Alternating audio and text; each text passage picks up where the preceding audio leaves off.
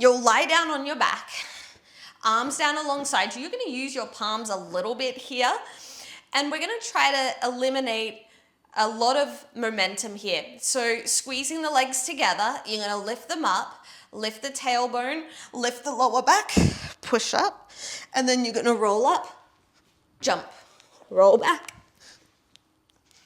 roll up, jump. We do about 10 of these, trying to keep the control, squeezing the butt, the top of the jump, and the top of the candlestick. I think about 4 more. 3,